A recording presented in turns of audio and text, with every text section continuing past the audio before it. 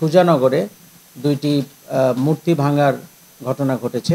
দুইটা মণ্ডপে পরপর একদিন পরপর দুইটা মণ্ডপে মূর্তি ভাঙার ঘটনা ঘটেছে। তার নিজস্ব কোনো পলিটিক্যাল আইডেন্টিটি সম্পৃক্ততা আমরা পাইনি। তবে তার ছোট ভাই ওখানে একটা কলেজ আছে, এনএ কলেজ বলে, সেই কলেজের ছাত্রলীগের সভাপতি ছিল, কিন্তু তার ব্যক্তিগত রাজনৈতিক কোনো পরিচয় আমরা পাইনি। একটা ঋষিপাড়াতে আর একটা হলো পালপাড়াতে। ঋষিপাড়াতে 29 তারিখে ঘটে, রাত 2টা-3টার দিকে ঘটেছে ঘটনাটা। এটা পরে যে অভিযুক্ত যে ধরা পড়েছে সেই বলেছে। ওইটা 2টা-2:30টার দিকে সে ওই ঋষিপাড়ার মন্দিরের মূর্তি ভেঙেছে, আর 1 তারিখে এটা ভোর 4টার দিকে সে পালপাড়ার যে পূজা মণ্ডপ আছে সেখানকার মূর্তিও সে ভেঙেছে, এবং সে এটা আমাদের কাছে স্বীকার করেছে, এবং কিছুক্ষণ আগে সে বিজ্ঞ আদালতের সামনেও সে দোষ স্বীকারোক্তিমূলক জবানবন্দি প্রদান করেছে। তার বক্তব্য মতে সে এই যে প্রতিমা পূজা মূর্তি পূজা, তারপরে এই জিনিসটা তার ভালো লাগে না। ব্যক্তিগতভাবে তার এই পূজা অর্চনার যে সংস্কৃতি হিন্দুদের, এটা তার পছন্দ না। সে চায় যে সবাই ইসলাম ধর্ম গ্রহণ করবে, এবং তার বক্তব্য মতে সে তার এলাকাতে যে মণ্ডপ দুইটাতে প্রতিমা সে ভেঙেছে, সেখানেই কাছাকাছি তার বাড়ি। সে সেই এলাকাতে হিন্দু পরিবারদেরকে সে দাওয়াতও দিয়েছে যে এগুলো বাদ দিয়ে তাদেরকে ইসলাম ধর্মে আসতে হবে।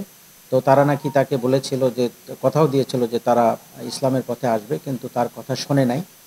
এটা একটা কারণ যে কেন শোনে না, এটা থেকেও তার একটা ক্ষোভ তৈরি হয়েছে। আর স্বপ্নেও সে এরকম নির্দেশনা পেয়েছে যে এগুলো করতে দেয়া যাবে না, এগুলো ভাঙতে হবে, ভাঙলে সুজানগরের অনেক উন্নতি হবে, এই ধরনের কথাবার্তাও সে বলেছে। এবং সে যে ভেঙেছে সেটা অকপটে স্বীকার করেছে। সে ঋষিপাড়ার সেটা ভেঙেছে, সেটার মূর্তির মাথা ভেঙে সে পুকুরে ফেলেছে। আর পরের দিনের যেটা ঘটনা ঘটেছে পালপাড়াতে, সেটাতে 5টা মূর্তি ছিল, 5টা মূর্তিরই সে মাথা ভেঙে সেটা মণ্ডপেই রেখে দিয়েছে। আমরা প্রাথমিকভাবে একজন সন্দেহজনকের নাম আমরা পেয়েছিলাম। তৎপ্রেক্ষিতে আমরা অভিযান পরিচালনা করি, এবং অভিযান পরিচালনায় আমরা সেই সন্দেহজনক ব্যক্তিকে আমরা গোয়ালন্দ থানা থেকে আমরা অভিযান পরিচালনা করে তাকে আমরা আটক করি। আটক করার পরে তাকে জিজ্ঞাসাবাদ করা হয়, এবং জিজ্ঞাসাবাদে সে এই 2টি পূজা মণ্ডপেই মূর্তি ভাঙার ঘটনা সে ঘটিয়েছে বলে স্বীকার করেছে।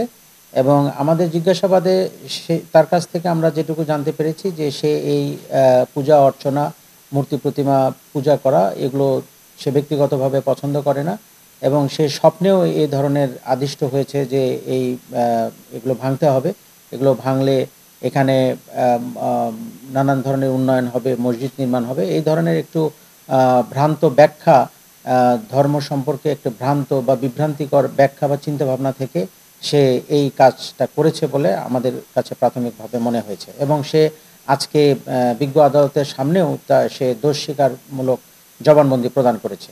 তবে আমাদের কাছে তাকে মানসিক বিকারগ্রস্ত মনে হয়নি, সে সুস্থ স্বাভাবিক মানুষ বলে মনে হয়েছে, কারণ সে সচেতনভাবে এটি করেছে। সে কিন্তু যদি এরকম যে স্বপ্ন থেকে প্রাপ্ত হয়ে বা ধর্মীয় বিশ্বাস থেকে যদি করত, তাহলে সে রাতের আধারে করতো না। সে গোপনে কাজটি করেছে, এবং সে যখন তাকে সন্দেহ করা হয়েছে বা যখন ওখানে পুলিশ গেছে, ইউনো গেছে, তখন কিন্তু সে খুব সুন্দরভাবে পরিকল্পনা করে সে আত্মগোপন করেছে বা এলাকা থেকে পালিয়ে গেছে।